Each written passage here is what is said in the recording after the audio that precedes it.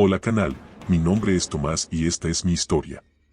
Llevo casi 30 años manejando tráiler y he visto de todo en la carretera, animales cruzando de repente, accidentes, incendios, hasta gente caminando sola a mitad de la noche.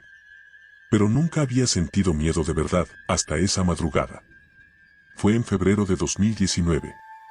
Venía de San Luis Potosí rumbo a Guadalajara, cargado con fertilizantes. La empresa me pidió que evitara la autopista por un bloqueo, así que tomé la carretera libre 49, la vieja, la que pasa por Encarnación de Díaz. No me gustaba ese tramo, demasiado angosto, sin alumbrado y con muchas curvas ciegas. Pero a esas alturas de mi vida, nada me asustaba. El cielo estaba limpio, sin luna. Solo el brillo de mis faros cortando la oscuridad. El aire se sentía raro, húmedo, como si hubiera llovido horas antes, aunque el pavimento estaba seco. Eran cerca de las 12 cuando lo vi. A la distancia, la línea de luz del camino se quebró por una silueta. Un niño parado justo al centro del asfalto. Pensé que era un reflejo, o alguien pidiendo ayuda. Bajé la velocidad, el corazón acelerado. La figura no se movía.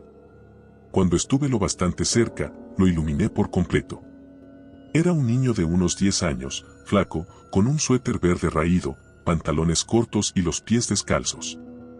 Tenía la piel pálida y el cabello empapado. Levantó la mano como pidiendo aventón. Instintivamente me orillé y bajé la ventana. ¿Estás bien, chamaco?, le grité. El niño me miró y, con voz tranquila, dijo: ¿Me lleva al siguiente pueblo, señor? Mi mamá me espera allá. Su voz era tan normal que me relajé.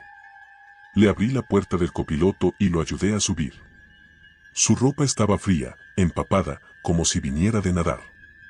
Pero no olía a lodo ni a humedad, olía a nada. A vacío. Subió en silencio. Se acomodó mirando al frente, con las manos sobre las rodillas. Empecé a avanzar, intentando mantener la calma. El ruido del motor llenaba el silencio. A los pocos minutos, le pregunté su nombre. Damián, me respondió, sin voltear. ¿Y de dónde vienes, Damián? Del rancho de San Gregorio, dijo. Mi mamá vive en el pueblo del Cerro. No me sonó el nombre del rancho, pero asentí. A esa hora cualquier conversación ayudaba a mantenerse despierto. Noté que no tenía zapatos y que la piel de sus pies estaba amoratada por el frío. Me dio lástima. Busqué una cobija vieja que llevaba en la cabina y se la ofrecí. Él la tomó sin mirarme. A medida que avanzábamos, empecé a sentir algo extraño. El ambiente dentro del camión estaba cada vez más frío, pero el clima afuera era cálido. El parabrisas se empañaba por dentro, y las agujas del tablero vibraban como si algo las alterara. Miré de reojo al niño. Seguía inmóvil, mirando hacia adelante. Pero sus piernas no estaban apoyadas en el asiento, colgaban un poco más arriba, como si no pesaran. Su sombra en el tablero no coincidía con la posición de su cuerpo. El instinto me gritó que no volteara. Pero lo hice. El asiento estaba vacío. El corazón me saltó. Pisé el freno, pero el tráiler siguió avanzando como si los pedales no respondieran. Entonces miré por el espejo retrovisor. Damián venía caminando detrás, sobre la línea amarilla, mirándome. Su rostro estaba cubierto de polvo, pero sus ojos brillaban con un reflejo que no era natural. Aceleré sin pensar. El velocímetro subió a 100, luego a 120.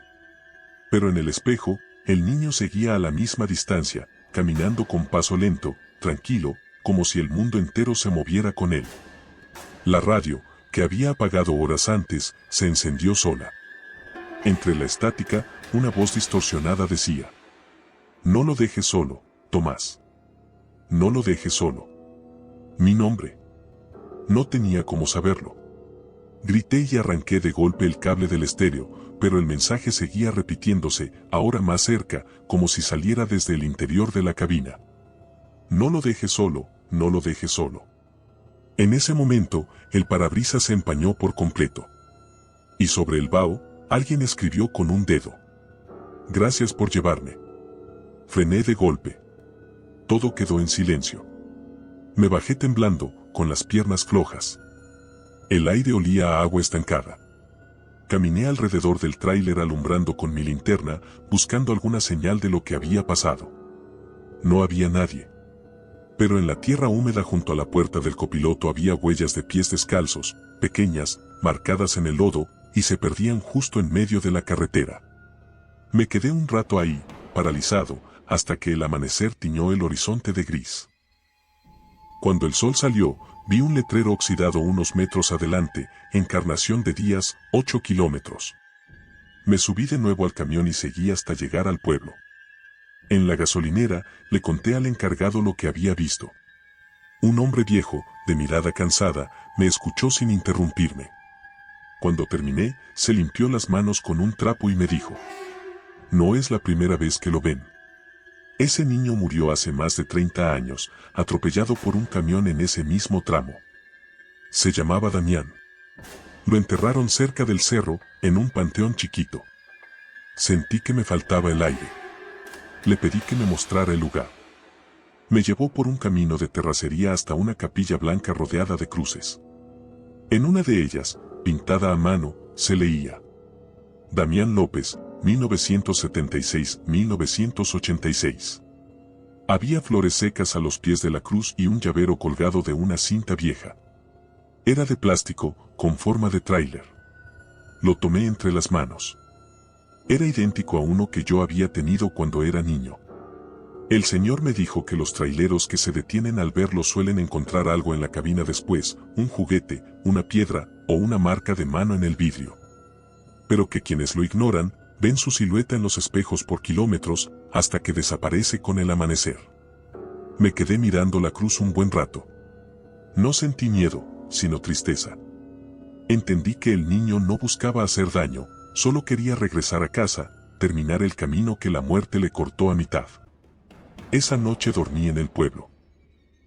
Al amanecer, cuando fui a revisar el camión, encontré algo sobre el asiento del copiloto, la cobija que le había dado al niño, perfectamente doblada, y encima, el llavero del tráiler. Desde entonces, cada vez que cruzo esa carretera, dejo el asiento libre. No vuelvo a cerrar la puerta del copiloto. Y cuando el parabrisas se empaña de repente, no me asusto, solo le digo en voz baja: «Ya te llevo, Damián». Nunca más lo volví a ver, pero a veces, en la radio del camión, escucho una voz infantil diciendo: «Gracias, señor». Y sé que, al fin, llegó a casa. Hola canal, mi nombre es Rodrigo y esta es mi historia. Mi papá fue trailero toda su vida. Crecí escuchando el rugido de los motores, los frenazos en la madrugada, las charlas por radio con voces que se perdían entre la estática. Desde niño quise seguir su camino. Él siempre decía que la carretera era como un animal vivo, te proteges si la respetas, pero te tragas si te confías. Nunca entendí bien esas palabras, hasta la noche en que vi al niño. Fue en junio de 2016, una semana antes del Día del Padre. Venía de Zacatecas con una carga de maíz rumbo a Aguascalientes.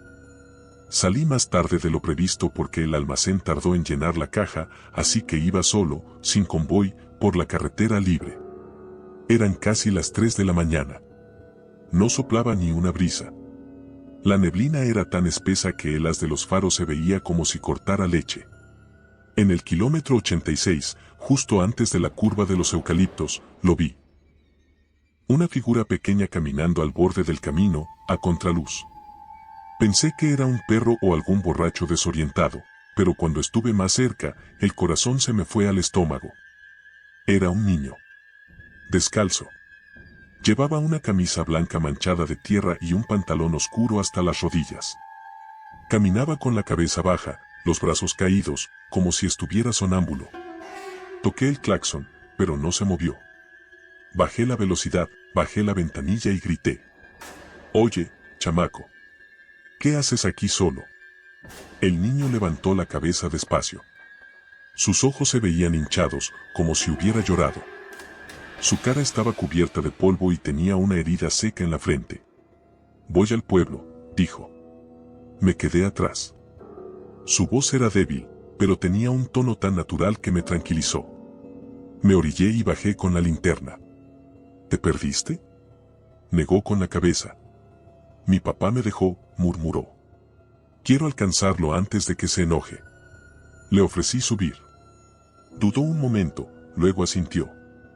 Tenía las manos frías como hielo. Le abrí la puerta del copiloto y lo ayudé a acomodarse. Le ofrecí agua, pero solo la sostuvo sin destaparla. No hablaba. Miraba el parabrisas con los ojos vacíos, sin parpadear. Arranqué el camión, intentando aparentar calma. Quise encender la radio para romper el silencio, pero el botón ya estaba prendido. No recordaba haberlo encendido. Sonaba una canción vieja de Antonio Aguilar. El niño giró la cabeza hacia el altavoz y por primera vez sonrió. Esa la cantaba mi papá, dijo. Antes del choque. Sentí un escalofrío recorrerme la espalda. ¿Qué choque? Pregunté sin mirarlo. El camión, susurró. No me vio. El aire dentro de la cabina se volvió espeso. Bajé el volumen, y en ese momento el parabrisas se empañó, aunque afuera hacía calor. En la superficie se dibujaron, como con un dedo invisible, 3 letras torcidas, papá. Mi respiración se volvió corta. Lo miré de reojo. Ya no estaba sonriendo. Ahora miraba hacia atrás, por la ventana, como si esperara algo. ¿A quién ves? Pregunté. A él, dijo el niño. Ya viene. Entonces lo escuché. Un rugido de motor, enorme, apareció detrás de nosotros. Las luces altas me cegaron por el espejo. Era un tráiler, igual al mío, acercándose a toda velocidad. Toqué el claxon, me orillé al máximo, pero el otro camión no bajó. Pasó rozando mi caja y se perdió entre la niebla. No alcancé a distinguir conductor. El niño empezó a llorar en silencio, temblando. No era él, murmuró. Ese ya se fue. No supe qué responder. Aceleré para salir del tramo, pero el velocímetro marcaba el mismo número aunque pisara más. La aguja se había trabado en 80. El aire olía a metal caliente. Quise hablarle, pero el asiento estaba vacío. El agua que le había dado rodó por el piso, abierta, derramando gotas heladas que no tardaron en evaporarse. Mi garganta se cerró. Frené de golpe y bajé del camión. El silencio del campo era absoluto. Solo se oía el zumbido del motor y, de fondo, una especie de canto lejano, como una canción infantil repetida una y otra vez. Me di la vuelta. Detrás del tráiler, a unos 20 metros, el niño estaba de pie en la línea amarilla. Ya lo vi, señor, dijo con voz apagada. ¿A quién? Pregunté. A mi papá. Y señaló hacia el horizonte. En ese momento, el viento sopló por primera vez en toda la noche. La neblina se abrió un segundo, y entre los árboles se alcanzaba a ver otro tráiler, volcado, cubierto de óxido y maleza. Me acerqué con la linterna. El número de unidad pintado en la puerta era el mismo que el mío. Dentro, los asientos estaban carbonizados. En el del conductor, una figura ennegrecida descansaba inclinada hacia un lado. En el parabrisas, una pequeña huella de mano estaba marcada en el hollín. Di un paso atrás, temblando. La linterna parpadeó, y cuando volvió a encenderse, el niño había desaparecido. Subí al camión como pude, pisé el acelerador hasta que la carretera se despejó. No volví a mirar atrás. Llegué a Aguascalientes con el amanecer. No dije nada a nadie. Solo descargué y me fui a dormir al hotel de paso. Al despertar, escuché un golpe en la puerta. Pensé que era el encargado, pero cuando abrí, no había nadie. En el suelo, justo frente al marco, había una botella de agua medio vacía. La misma marca, la misma abolladura del plástico. Pasaron los días. No hablé del tema, pero algo dentro de mí cambió. Desde entonces comencé a detenerme cada vez que veía a alguien en la orilla del camino, aunque fuera un espejismo. Mis compañeros se burlaban, hasta que una madrugada, uno de ellos, Luis, un muchacho de Chihuahua, me llamó por radio gritando. «Rodrigo», dijo. «Acabo de ver a un niño caminando en la libre, por el kilómetro 87. Le pedí que se detuviera, que no lo ignorara. Me contestó que ya lo había subido, que lo llevaba al siguiente pueblo. Pero la llamada se cortó de golpe. A la mañana siguiente, nos avisaron que su camión se había salido del camino en esa misma zona. Lo encontraron con el motor encendido y sin un rasguño, pero el asiento del conductor estaba vacío. El informe oficial dijo que posiblemente bajó a revisar algo y cayó en el barranco. Nunca encontraron su cuerpo. Solo hallaron en la cabina una botella de agua medio vacía. Supe entonces que aquel niño no buscaba venganza. Solo se manifestaba para advertir a los que iban a morir igual que él y su padre. Esa historia se corre entre los choferes de mi empresa. Algunos dicen que si el niño te mira a los ojos, te está pidiendo que lo lleves. Si no lo haces, el destino que él evitó caerá sobre ti. Yo, por mi parte, sigo manejando. A veces cruzo por ese tramo con la radio encendida, esperando volver a escuchar la canción vieja de Antonio Aguilar. Si suena, sé que está cerca. Y si algún día vuelve a aparecer en la niebla, no voy a tener miedo. Le abriré la puerta, como aquella noche, y le diré: súbete, Damián. Ya casi llegamos. Hola canal, mi nombre es Mauro y esta es mi historia. Yo no soy de asustarme fácil. Llevo más de 20 años manejando por las carreteras del norte y he visto cosas que muchos no creerían. Pero lo que viví una madrugada del 2020 me hizo entender que hay presencias que no se ven con los ojos, sino con el alma. Esa noche salí de Monclova rumbo a Piedras Negras con una carga de refacciones industriales. Era un viaje tranquilo, sin prisa, solo debía llegar antes del amanecer. El cielo estaba despejado, y la luna llena iluminaba tanto que ni siquiera necesitaba las luces altas. Todo parecía en calma. Hasta que llegué al tramo del kilómetro 115, justo antes del antiguo puente de los Arroyos Secos. Ahí comenzó todo. Vi algo moviéndose entre los reflectores del camino. Era una figura pequeña, parada sobre la línea blanca, como esperando. Bajé la velocidad. Cuando los faros lo iluminaron, me quedé sin aire. Era un niño.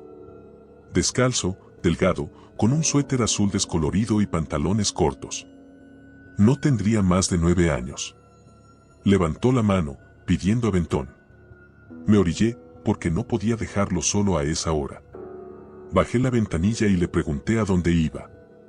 A mi casa, dijo con voz suave. Está del otro lado del puente. Su forma de hablar era tranquila, respetuosa.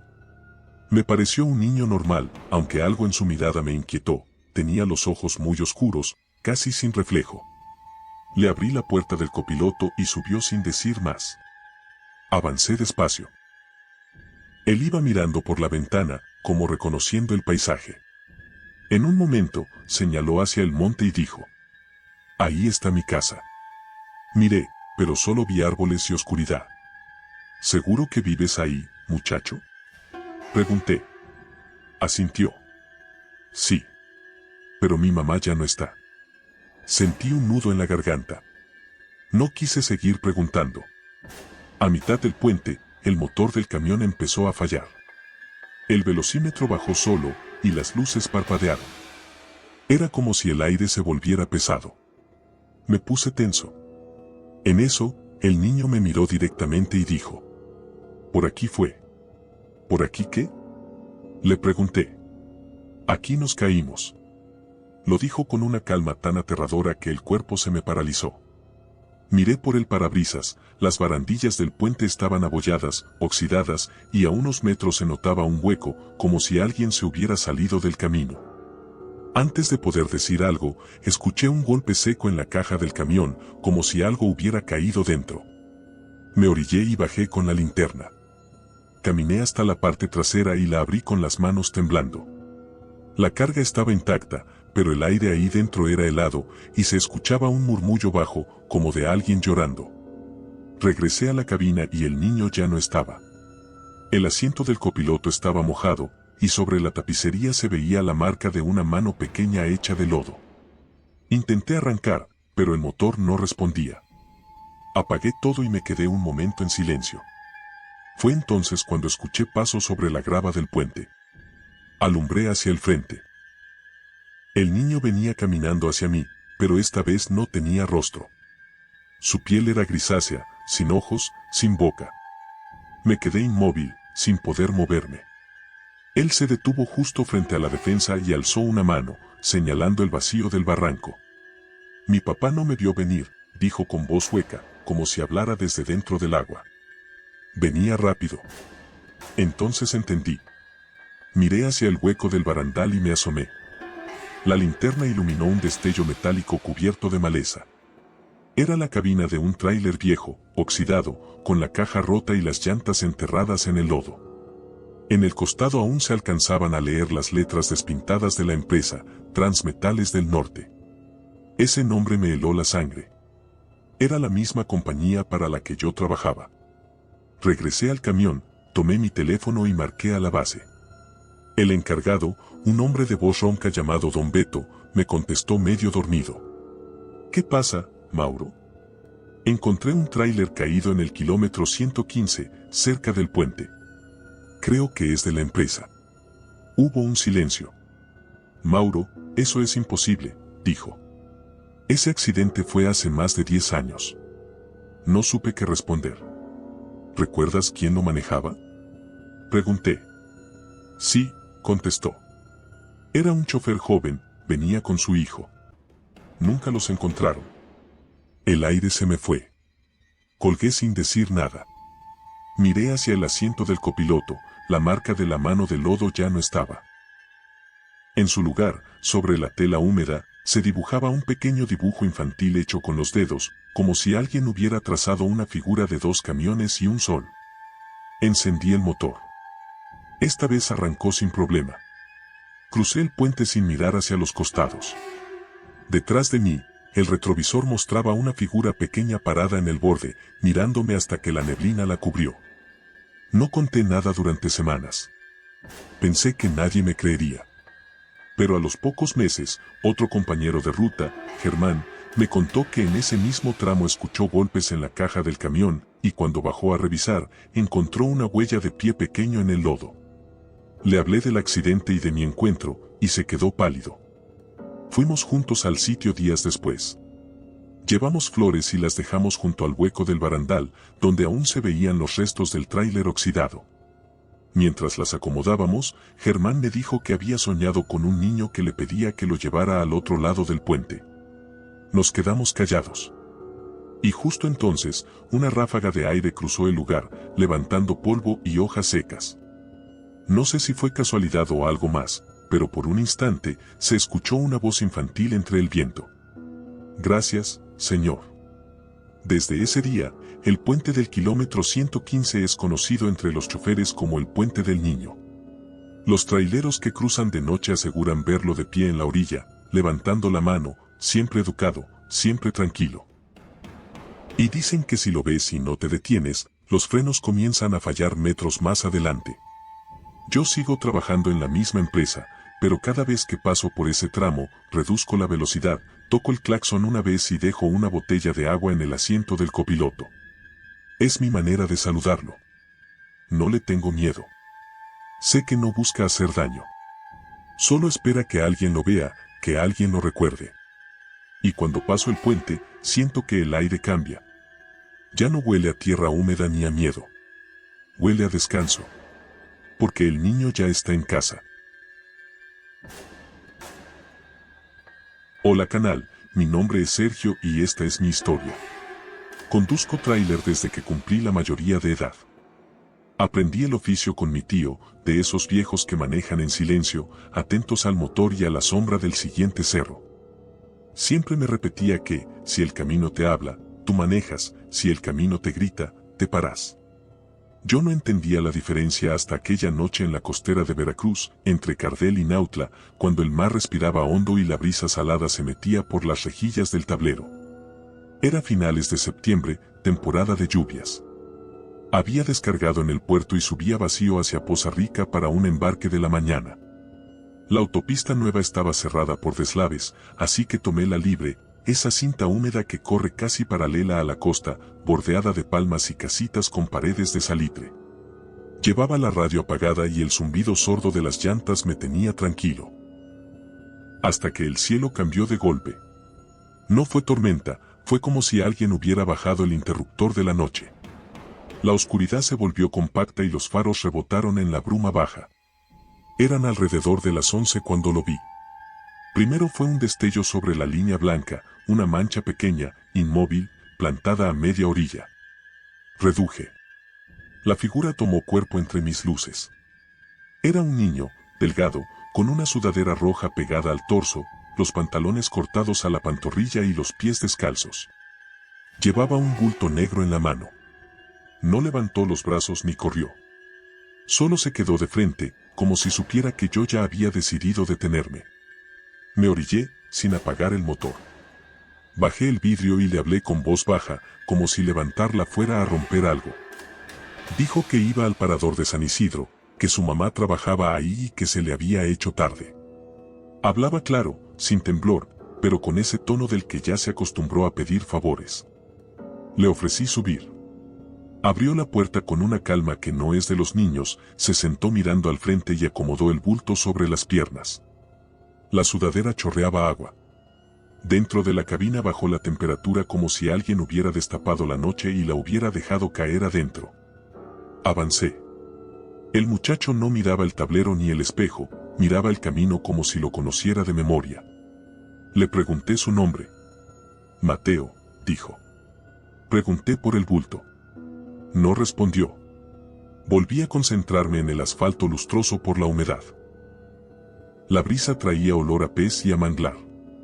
En el primer tope de un caserío sin luz, el parabrisas se empañó por dentro, una nubecita redonda justo frente a su asiento, y se dibujó una mancha de palma húmeda, como si hubiera presionado la frente en el vidrio. No era normal que un niño a esa hora caminara solo con un parador como destino. En esa franja de costa los paradores son 2, contados, y el de San Isidro no tiene letrero grande, apenas una lona colgada y un fogón que huele a café recalentado.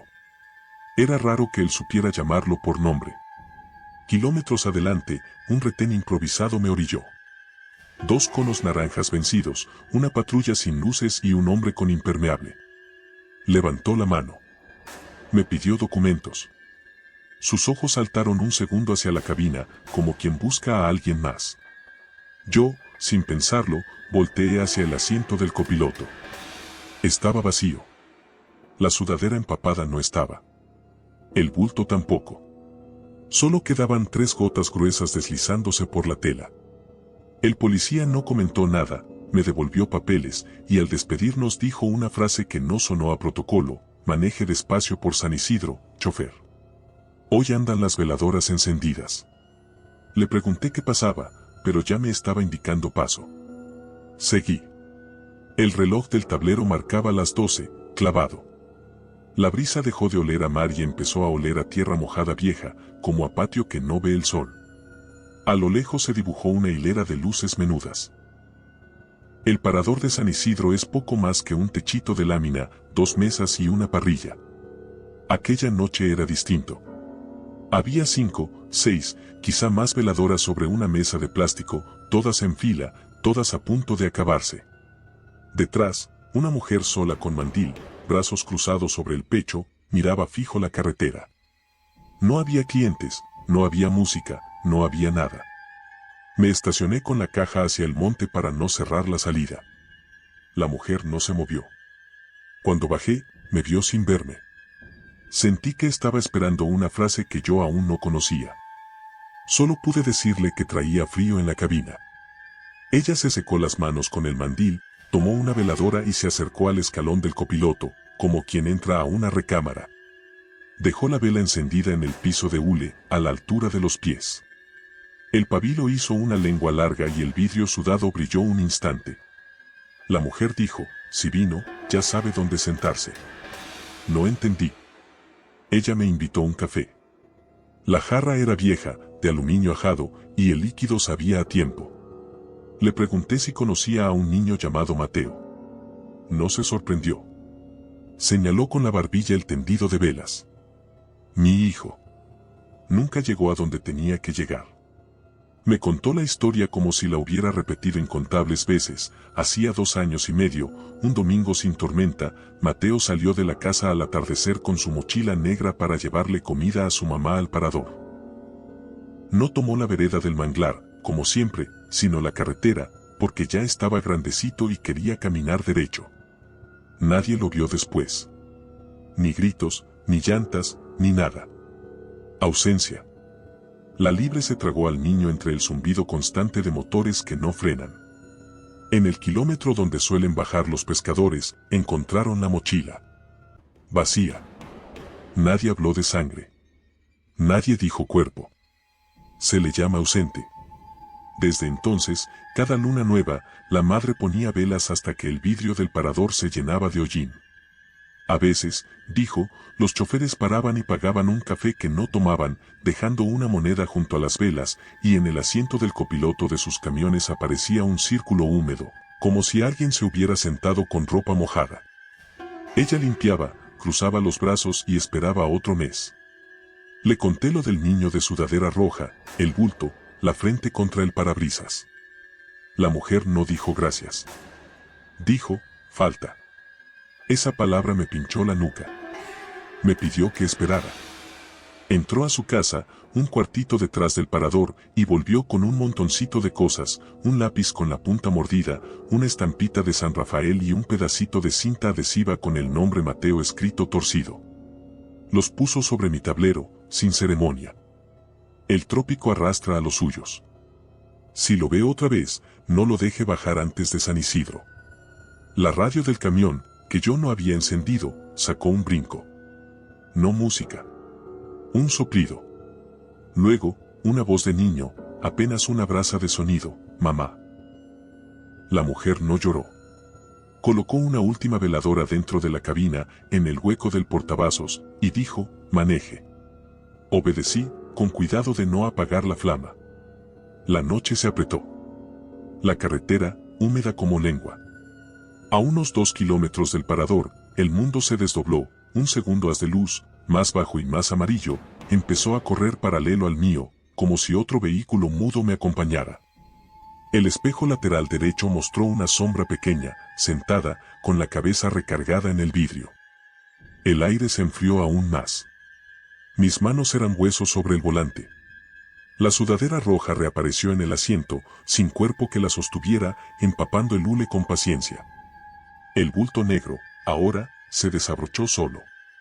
Dentro no había cuadernos. Había piedras. Cantos de río, lisos, con manchas blancas, todavía húmedos. Entendí de pronto el olor, no era manglar ni pez, era agua detenida, de pozo o de boca de arroyo. Si vino, ya sabe dónde sentarse. La frase me golpeó como un faro. Reduje. A la izquierda, entre la selva baja, el brillo de un espejo de agua, una lagunita escondida que la liebre acaricia en una curva tenue. A su lado, una cruz sin nombre de madera descarnada, velas consumidas, un rosario de plástico roto. La sudadera palpitó de frío. La mochila dejó caer una piedra sobre la alfombra. La radio volvió a encenderse, una respiración corta, un hilo de voz, aquí. Me orillé en la territa blanda, a unos metros de la cruz. Apagué el motor. La flama en el portavasos se movió sin extinguirse. Afuera no había viento ni insectos. Solo el rumor del agua cuando se mueve por debajo de su piel. Bajé con la linterna, pero no alumbré directo al agua. Mi tío decía que uno no le echa la luz en la cara a lo que no ha sido llamado. Puse la sudadera sobre la cruz, con cuidado, y coloqué los cantos rodados frente al madero, uno por uno, como si estuviera marcando un sitio en el mapa de alguien. La mochila, vacía, la dejé mirando hacia la carretera. No recé. No dije palabras que no me pertenecen. Solo me quedé de pie, dejando que el olor a agua vieja se volviera menos agrio. Entonces, desde el lado del asiento del copiloto, el vidrio se empañó de nuevo y un dedo pequeño dibujó lento una línea, luego otra, y al final una forma rectangular con ruedas, un camión. Abajo, 3 letras, MAM. La flama del portavasos alargó su sombra y luego se encogió hasta ser apenas un punto. La temperatura subió un poco, lo suficiente para que mis manos dejaran de doler. De regreso al parador, la mujer ya no estaba en la mesa. Estaba parada en la carretera, descalza, mirando hacia la laguna. No le entregué la sudadera ni la mochila. No me lo había pedido. Solo le dije, allí. Ella asintió, como si hubiera escuchado un acuerdo que yo no conocía. Tomó una de las veladoras ya consumidas y la puso en mis manos. Para que no se te olvide el camino, dijo. No era un regalo, era una instrucción. Conduje hasta Poza Rica sin encender la radio. En el primer paradero de la mañana, un chofer me preguntó si había sentido al niño de San Isidro. No negué. Me dijo que en esa zona hay choferes que ven un charquito dentro de la cabina, justo donde el copiloto pondría los pies, y que los que no se paran a secarlo acaban patinando en las curvas del siguiente poblado. Supersticiones de ruta, pensé, pero el recuerdo de las piedras en la mochila me apretó el estómago. Los días siguientes fueron raros, la hora en mi tablero se compuso, el olor a agua se fue, y nadie volvió a pronunciar Mateo frente a mí. Pero una semana después, estacionado de madrugada en una pensión de Martínez de la Torre, un guardia me tocó la puerta y me dijo que había una señora preguntando por el chofer del camión blanco que dejó piedras en la cruz. Salí. Era la madre. Traía una bolsa de lona y los ojos sin noche. Me agradeció con una inclinación mínima de cabeza. Me dijo que la laguna había devuelto dos cosas al amanecer, una sudadera roja y un puñado de piedras acomodadas como un caminito, desde la orilla hasta un punto oscuro, donde el agua hace remolino. Los pescadores dicen que así marcan los niños cuando juegan a construir ríos. Que no cualquier mano puede ponerlas derechas bajo el agua. Que ellos saben. No pidió más detalles. Solo me dio la bolsa. Dentro había un llavero de plástico con forma de tráiler, despintado, y una estampita de San Rafael nueva. Llévalas siempre juntas, dijo. Para que el que suba contigo sepa a dónde va. Desde entonces, cruzo ese tramo con la puerta del copiloto sin seguro y el portavasos limpio. Hay noches en que la radio se aviva sola y entra una respiración breve, como de niño que se despierta, y yo bajo la velocidad sin mirar el espejo. En San Isidro, la mesa de veladoras ahora tiene menos hollín. No sé si descansó o si solo encontró con quien sentarse un rato. Lo que sí sé es que el camino dejó de gritarme. Mi tío tenía razón.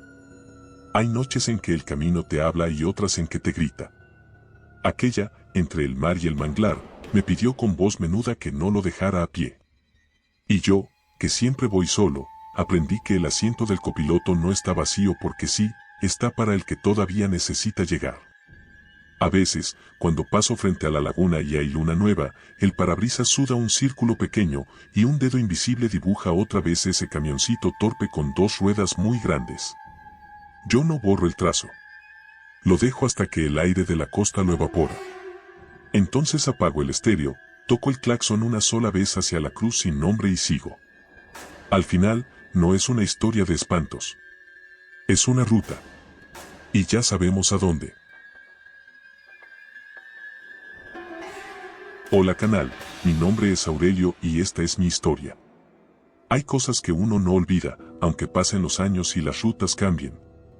Yo he recorrido el país de punta a punta, desde la frontera hasta el istmo, y nunca me había tocado ver nada fuera de lo normal.